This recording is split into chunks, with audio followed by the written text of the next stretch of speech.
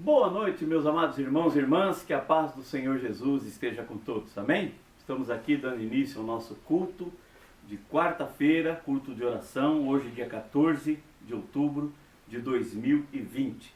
E estamos particularmente felizes, né? Porque nós retornamos ao nosso culto de domingo. Espero que em breve a gente também retorne ao nosso culto de quarta-feira lá no templo. Mas conseguimos fazer o nosso culto de domingo. Tivemos vários irmãos presentes. Próximo domingo, nós pretendemos fazer novamente, né? Ou no pátio às 17 horas, vai depender do tempo, ou no templo às 19 horas, aí mantendo as restrições. Amém? Eu quero convidar você para darmos início ao nosso culto. A leitura da palavra de Deus em Jeremias capítulo 15, nós vamos ler o versículo 16. Jeremias capítulo 15, versículo 16. E diz assim a palavra de Deus: achando-se as tuas palavras, logo as comi, e a tua palavra foi para mim o gozo e a alegria do meu coração, porque pelo teu nome sou chamado, ó Senhor Deus dos exércitos. Amém? Vamos repetir? Achando-se as tuas palavras, logo as comi, e a tua palavra foi para mim o gozo e a alegria do meu coração, porque pelo teu nome sou chamado, ó Senhor Deus dos exércitos. O Senhor Deus é o que nos dirige, é o que nos conduz, é o que nos fortalece, e nós sempre somos fortalecidos pela palavra do Senhor, não é? Pela leitura, pela meditação, pelo amor que nós vamos conhecendo cada vez mais quando lemos e meditamos na palavra de Deus. Confia no Senhor porque Ele é grande em misericórdia. Amém? Então vamos louvar ao Senhor. Quero que vocês cantem comigo. Não sei se vocês conhecem esse cântico, ele é meio antigo, né? Mas vamos lá, vamos louvar ao Senhor.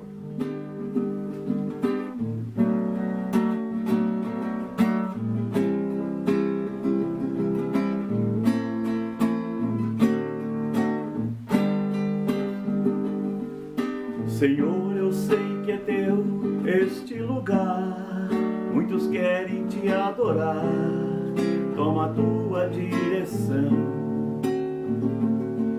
Sim, vem, ó Santo Espírito, os espaços preencher, reverência, a tua voz vamos fazer. Podes reinar, Senhor Jesus, aqui teu poder, teu povo sentirá. E bom saber, Senhor, que estás presente aqui. Reina, Senhor, neste lugar. Visita cada irmão, ó meu Senhor, dá-nos paz interior e razão para te louvar.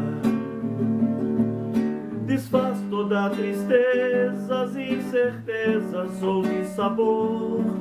Frutifica o teu nome, ó Senhor. Podes reinar, Senhor Jesus, aqui teu poder, teu povo sentirá. E bom saber, Senhor, que estás presente aqui. Reina, Senhor, neste lugar. Amém? Pai querido e Pai santo, nós louvamos a Ti e clamamos, Pai, pelas bênçãos do Senhor. Pedimos, ó Pai, como cantamos, que o Senhor venha fortalecer a vida de cada irmão, cada irmã que está nos assistindo nessa noite. Que o Senhor venha reinar, Senhor, no nosso meio, nas nossas vidas. Que o Teu povo possa sentir de fato, Senhor, o quanto que o Senhor é poderoso. O quanto que é bom saber que o Senhor está presente em nossas vidas, presente nas nossos lares, nas nossas famílias, na nossa igreja, Deus. Visita, Pai, como cantamos, cada irmão, cada casa, cada lar, cada família, Senhor. Dá, Senhor, para cada um de nós a paz interior que precisamos, para que todo dia, todos os dias de nossas vidas, nós tenhamos 1000 razões para te louvar, para te glorificar. Eu peço, Deus, as bênçãos do Senhor sobre esse culto, sobre a palavra que nos será ministrada agora através do teu servo, o pastor Roberto. Agradeço, Pai, por tudo, em nome do Senhor Jesus.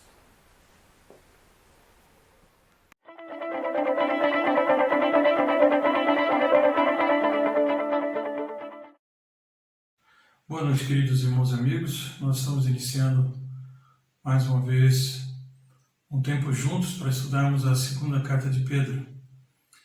Hoje, então, nós vamos estudar o capítulo 3, os versos de 14 até o versículo 18. São esses os versos que nós vamos estudar nesta noite. Tá? Em 2 Pedro 3, nós vimos que o apóstolo Pedro nos ensina sobre os últimos dias. Falamos isso nos versículos da semana passada. E muitos consideravam, a volta de Jesus como algo muito demorado e que, na verdade, nunca iria acontecer. E, olhando para o presente, muitas pessoas também pensam dessa forma. E Pedro, escrevendo àqueles irmãos no passado e a nós hoje, ele adverte que o tempo para Deus, ele não funciona da mesma maneira, que funciona para nós. Então, o tempo para Deus funciona de maneira diferente e ele alerta justamente para a sua fidelidade também, porque nenhuma das suas promessas deixou de ser cumprida. Então, aquilo que ele prometeu, ele vai cumprir. Em seguida, ele dá algumas descrições detalhadas sobre o que vai acontecer no dia da volta do Senhor Jesus Cristo. Ele fala sobre sinais e sobre elementos que estarão acontecendo, situações diferentes, situações nunca vistas antes, acontecendo nos céus e também na terra. E nos motiva a preservar, ou perseverar, aliás, na paciência do Senhor, porque isso é sinônimo de salvação. E Pedro, então, ele conclui hoje a sua carta. Nós vamos ler, então, versículos de 14 a 18, concluindo essa carta de Pedro, fazendo algumas exortações oportunas às igrejas da dispersão. Aqueles irmãos, então, que nós falamos desde o início, do Ponto, Capadócia, Bitínia, Ásia, e ele, então, a essas várias igrejas, ele faz algumas exortações oportunas. E quais são essas exortações? Vemos algumas delas, tá bom? Primeiramente, no versículo 14, então, segundo a carta de Pedro, capítulo 3, versículo 14, ele diz que os irmãos deveriam ser irrepreensíveis na sua conduta. Ele diz: portanto, amados, enquanto esperam que essas coisas aconteçam, esforcem-se para levar uma vida pacífica, pura e sem culpa aos olhos de Deus. Então ele deixa claro essa questão de sermos irrepreensíveis na conduta. Então a expectativa da segunda vinda de Cristo é um freio contra o pecado e um estímulo para a santidade. É impossível aguardar a segunda vinda do Senhor Jesus e, ao mesmo tempo, ficar envolvido em conflitos interpessoais, ficar fuçando, mexendo ou envolvido com a impureza e viver também de uma maneira escandalosa, uma vida escandalosa. Então, a exortação de Pedro, ela objetiva que o Senhor nos encontre em paz, não tendo nenhuma acusação contra nós. Então, essa paz não é a paz da quietude, do silêncio, mas da harmonia e da ausência de discórdia. Isso é, cooperação sem atritos ou desavenças prejudiciais entre a vontade do homem e a vontade de Deus. Então, assim como as ofertas que se faziam no Velho Concerto, elas deveriam ser íntegras e sadias, então, assim a consagração dos cristãos a Deus, ela deve ser isenta de qualquer mancha de sua parte. Então, devemos buscar uma vida realmente de santidade diante do Senhor e buscarmos esse relacionamento adequado, em paz com o nosso Deus. Em segundo lugar, nos versículos 15 e 16, ele fala sobre uma outra exortação importante. E lembre-se de que a paciência de nosso Senhor permite que as pessoas sejam salvas. Foi isso que nosso amado irmão Paulo lhes escreveu, com a sabedoria que lhe foi concedida. Tá? Ele trata dessas questões em todas as suas cartas. Alguns de seus comentários são difíceis de entender, e os ignorantes e instáveis distorcem as suas cartas, como fazem com outras partes das Escrituras. Como resultado, eles próprios serão destruídos. A segunda advertência que nós vemos então de Pedro aqui é aceitar a verdade de Deus. Pedro ele declara que as epístolas de Paulo, elas são canônicas, são inspiradas e têm autoridade da palavra de Deus. Fazem parte das Escrituras tanto quanto os escritos dos profetas e a própria palavra do Senhor Jesus. Então os apóstolos Pedro e Paulo, eles estão alinhados, pelas mesmas verdades das Escrituras, embora com dons e com ministérios diferentes. Então não há disputas entre eles, entre Pedro e Paulo. Pedro ele confessa que Deus deu uma capacidade especial a Paulo para tratar com profundidade e com sabedoria de alguns temas muito polêmicos, muito difíceis, muitas vezes de entender, mas principalmente acerca das últimas coisas. Verdades essas que ele diz no texto que acabamos de ler, que os ignorantes e instáveis deturpam para sua própria destruição. Então, os falsos mestres, eles usavam certos versículos totalmente fora do contexto, distorcendo o significado das Escrituras, e criavam dessa forma doutrinas contrárias à própria palavra de Deus. Então, a aparente demora no retorno de Jesus, que era um dos assuntos que eles batiam muito, não deve ser interpretado como indiferença, mas sim como uma oportunidade, para que a raça humana se arrependa, para que a raça humana creia no Evangelho e aceite o sacrifício de Jesus Cristo na cruz do Calvário para o perdão dos nossos pecados. Então, mais de uma vez, Paulo próprio ele destaca essa tolerância e essa paciência de Deus para conosco. Isso ele deixa claro no livro de Romanos, capítulo 3, versículo 25, capítulo 9, versículo 22, falando dessa paciência que Deus tem para conosco, a sua longanimidade. Então, tanto Pedro como Paulo, eles concordavam em que a tolerância, em que a paciência de Deus, paciência divina, o fato de que Deus retém a sua mão para não castigar, não tem que ser usados como desculpa também para pecar. Porque muitos também acabam usando dessa prerrogativa para poder fazer aquilo que é contrário à palavra de Deus. Então não pode ser usado esse argumento, esse artifício, como desculpa para pecar, mas sim como um meio de arrependimento e como uma oportunidade para consertarem as suas vidas. Então o Senhor vai dando oportunidade, Ele tem paciência e Ele alonga os nossos dias, dando-nos oportunidade para consertarmos as nossas vidas e para nos arrependermos dos nossos pecados. É isso que Pedro deixa claro aqui no texto que nós acabamos de ler. O versículo 17, ele diz o seguinte: amados, vocês já sabem dessas coisas, portanto estejam atentos, a fim de que não sejam levados pelos erros desses perversos e percam a sua firmeza. Então aqui agora ele fala sobre a rejeição do engano. Devemos rejeitar tudo aquilo que é enganoso. Pedro se dirige aos crentes aqui, alertando-os acerca do perigo de serem influenciados e arrastados pela sedução dos falsos mestres. Os crentes já haviam sido prevenidos pelo apóstolo Pedro, sobre a armadilha dos falsos ensinos. E agora eles recebem mais um lembrete. Cuidado. Tenham muito cuidado. Sejam cautelosos. Fiquem firmes. A palavra firmeza aqui representa uma posição estável, como a dos planetas no céu. Uma posição estável. Semelhantemente ao Sol, a verdade revelada, ela é o centro ao redor do qual nós orbitamos. Então nós estamos orbitando em torno da verdade. Nós vivemos em torno dessa verdade que é trazida pela palavra de Deus através de Jesus.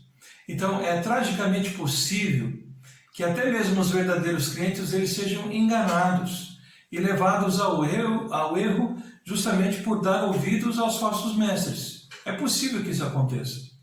Então é preciso ensinar os novos crentes, os novos cristãos na fé, sobre as doutrinas fundamentais da palavra de Deus. É preciso ensinar, é preciso falar, é preciso ter um tempo adequado com esses amados irmãos novos na fé, né? Expondo-lhes as doutrinas fundamentais da palavra, pois de outro modo eles correrão o risco de serem arrastados pelo erro desses insubordinados, dessas pessoas que são falsos mestres, falsos ensinadores. A heresia, amados, destrói mais do que a perseguição. Durante a perseguição, a igreja, ela cresceu e se desenvolveu. Mas com o erro, com a heresia, a igreja definha e morre. Então, por isso, essa frase é muito importante.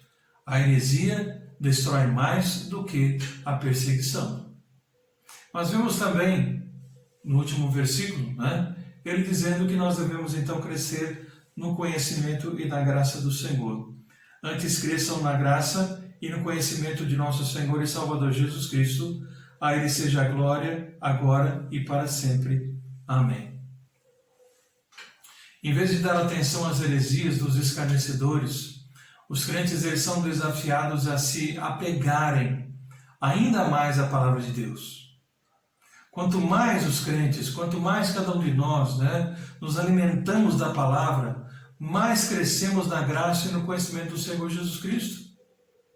Nada pode ser de mais segurança, de maior segurança contra o erro do que um conhecimento experimental e crescente de Cristo.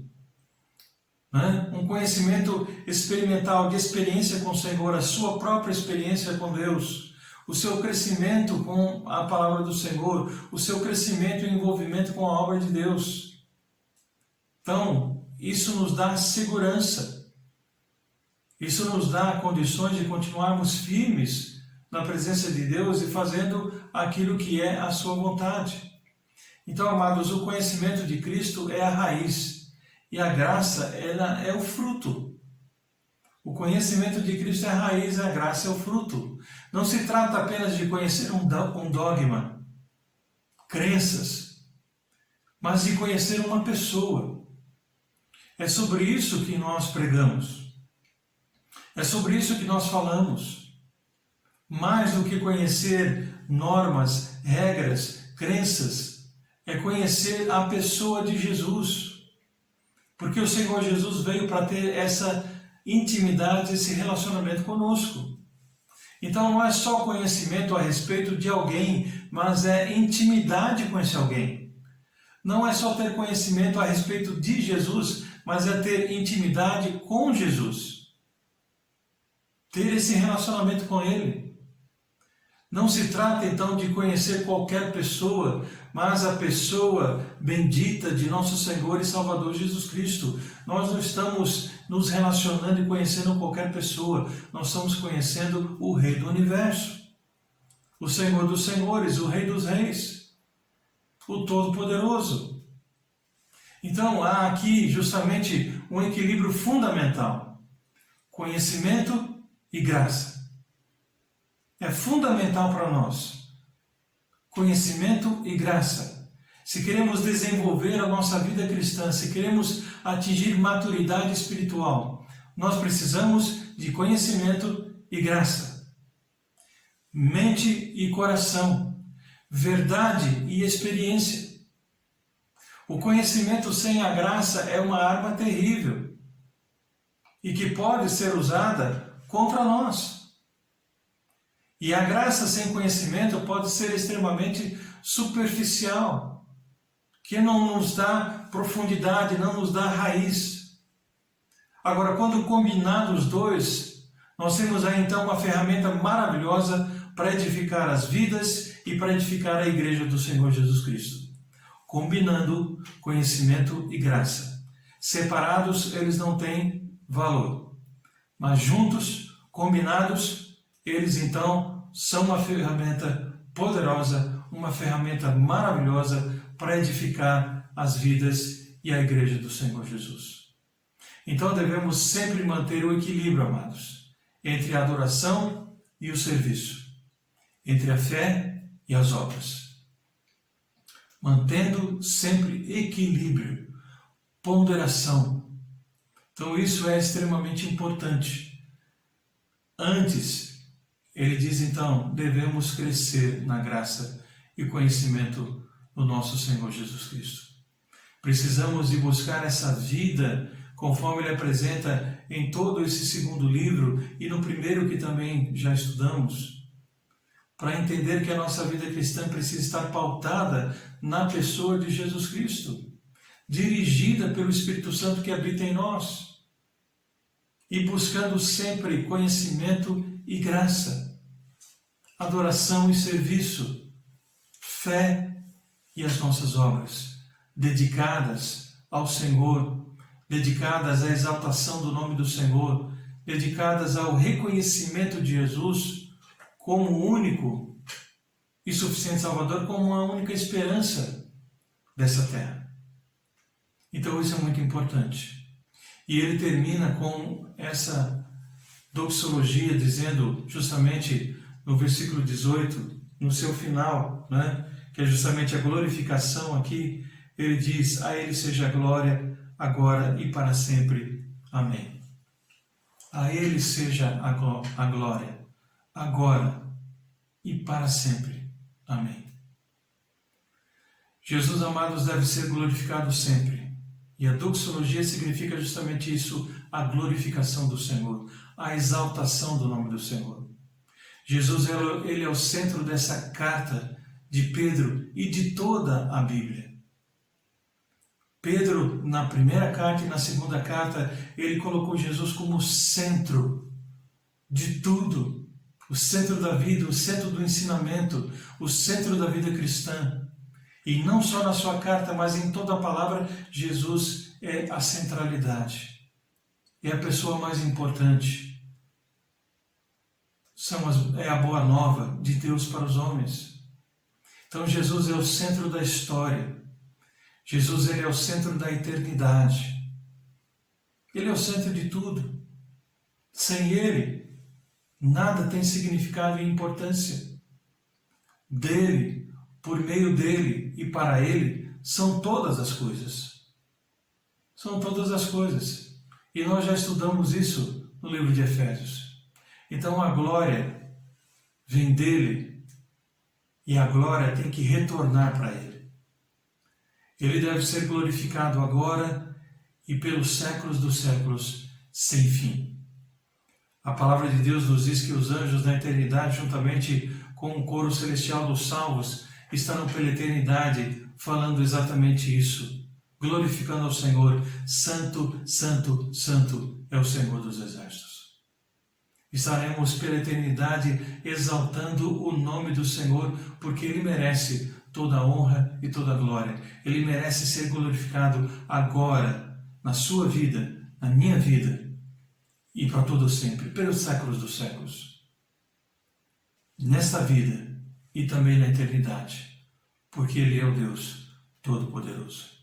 É esse Deus que nós servimos, é esse Deus que nós estamos aqui falando durante toda a semana, é esse Deus que nós pregamos, é esse Deus que nós queremos viver na sua intensidade, na sua verdade todos os dias, para que realmente as pessoas possam ver em nós não apenas palavras jogadas ao vento, mas possam ver em nós realmente uma vida que dignifica e que glorifica o santo nome do Senhor, uma vida pautada pela verdade, uma vida que não está isenta de erros e de falhas e de pecado, mas uma vida que não é mais dominada pelo pecado e que tem como centralidade sempre a pessoa de Jesus Cristo.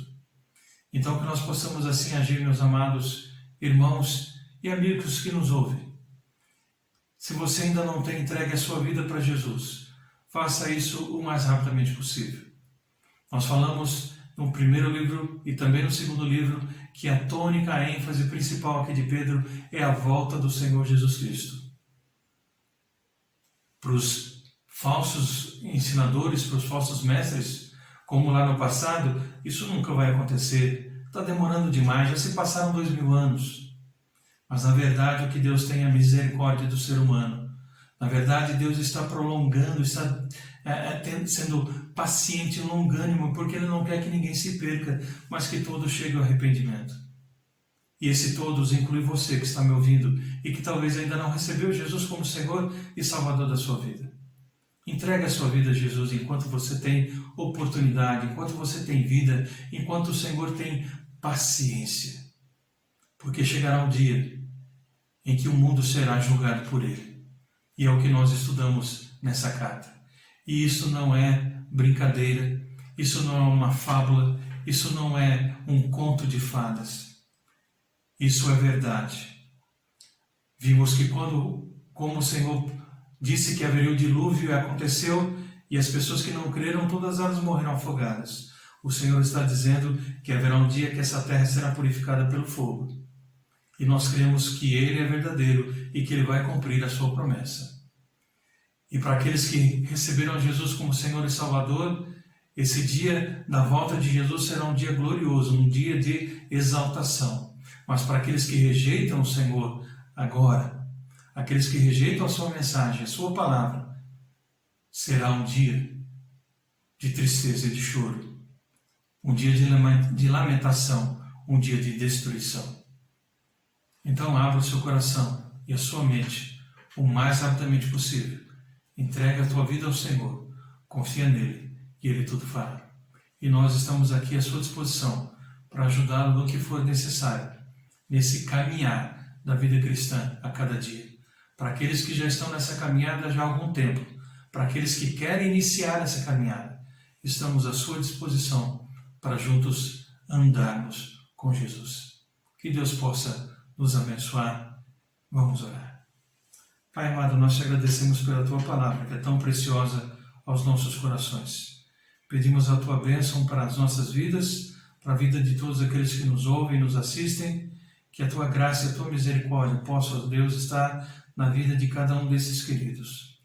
E que eles possam, Deus, dar ouvidos à santa palavra do Senhor. Tanto aqueles que já andam contigo, como aqueles que ainda não tomaram essa decisão, que possam dar ouvidos à tua palavra e fazerem cumprirem a tua vontade. É o que nós pedimos, agradecidos por esse tempo que tivemos juntos estudando essas duas cartas. Que, ó Deus, a tua palavra não volte vazia, mas que possa realmente brotar, florescer, produzir frutos em nossa vida. É o que nós pedimos agradecidos, em nome de Jesus. Amém. Que Deus nos abençoe, que todos possam ter uma boa noite e um bom restante de semana na graça e na paz do Senhor. Que Deus esteja convosco. Que bênção, né, irmãos? Que maravilha, como é bom, como é gostoso poder meditar, aprender a palavra de Deus, né? Terminamos assim as cartas de Pedro, né? O pastor Roberto, estávamos conversando hoje, vai dar uma continuidade, vamos falar sobre as cartas de João também, para que nós possamos a cada dia aprendermos mais e vermos o quanto que Deus fala conosco através da sua palavra, através desses estudos, amém? Abra sua Bíblia em Mateus capítulo 7, versículos 7 e 8, um versículo bem conhecido, muitos já conhecem, já sabem até de cor, né? Mateus 7, versículos 7 e 8, que diz assim: Pedi e dar-se-vos-á, buscai e encontrareis, batei e abrir-se-vos-á, porque aquele que pede recebe, e o que busca encontra, e ao que bate abrir-se-lhe-á. Querido Deus e Pai, nós louvamos a Ti mais uma vez pela palavra que ouvimos nessa noite e clamamos, Pai, pelas bênçãos do Senhor. Eu quero nesse momento colocar-me diante do Senhor junto com os meus irmãos, orando, Senhor, por esses pedidos que nos são entregues durante a semana. E hoje em especial eu quero orar mais uma vez pela Elaine, Senhor, que está em tratamento de câncer. Ô Senhor, tem misericórdia, cura, Senhor, tira ela desse sofrimento, tira ela dessa luta que ela tem travado, Senhor, abençoa os médicos, os medicamentos que ela tem tomado, abençoa para que ela possa ter o seu corpo, a sua saúde fortalecida, Pai, em nome de Jesus. Oramos também pela Dayana, Senhor, e pedimos pela depressão que ela tem sentido, ó Deus. Ela é amiga da Fran, da Isilda, e nós temos orado também por ela e clamamos, Pai, pelas bênçãos do Senhor sobre a vida dela, para que ela possa entender que o Senhor está com ela, que o Senhor está cuidando da sua vida, Pai. Assim como nós oramos pela Luísa, a filha da Cátia. Peço para que o Senhor dê sabedoria, dê paz no coração da Luísa, dê a ela, Senhor, tranquilidade, principalmente agora que ela honrou o Senhor passando no vestibular e que ela venha, Senhor, honrar o Senhor fazendo essa faculdade e que o Senhor esteja cuidando da nossa prima, Senhor, em nome de Jesus. Também oramos pela Sofia, Pai, e continuamos orando pela cirurgia do coraçãozinho dela, que tem que ser feita até os 3 meses de idade. Sofia, que é neta da Roselice, e nós temos orado, clamado por ela, Pai, e colocamos ela mais uma vez diante do Senhor nessa noite. Também oramos pela Clarice, lá de Balsa Nova, que está com pneumonia, sentindo muitas dores no peito, que o Senhor esteja ali abençoando, curando, dando saúde para Clarice, Pai, em nome de Jesus. A irmã Roselisa, Pai, também ainda pede pela oração pelos seus filhos, e nós então clamamos e oramos pelos seus filhos, pela sua nora, netos, pela sua empresa, Senhor, pela empresa deles, que assim como tantas está passando por dificuldades, que o Senhor esteja ali abençoando e que o resultado, inclusive, da biópsia do Senhor Avelino não seja nada, que ele possa realmente ter a sua saúde restabelecida, Deus. Também oramos, Pai, pela Florinda, que pede oração, pelo Valfrido, que está com uma doença no sangue. Nós não conhecemos o Valfrido, mas nós colocamos diante do Senhor pela intercessão da Florinda. E clamamos, ó Pai, pelas bênçãos do Senhor na vida desse Senhor, Valfrido, e que ele também possa ser curado, para que ele possa ter a saúde recuperada. Também a Florinda pede pela Gisele, que está com pedras no rim, e nós clamamos, Pai, pela saúde da Gisele, também colocamos diante do Senhor. Pai querido, nós te louvamos e agradecemos por tudo que o Senhor tem feito em nosso meio. Grandes obras o Senhor tem realizado nas nossas vidas.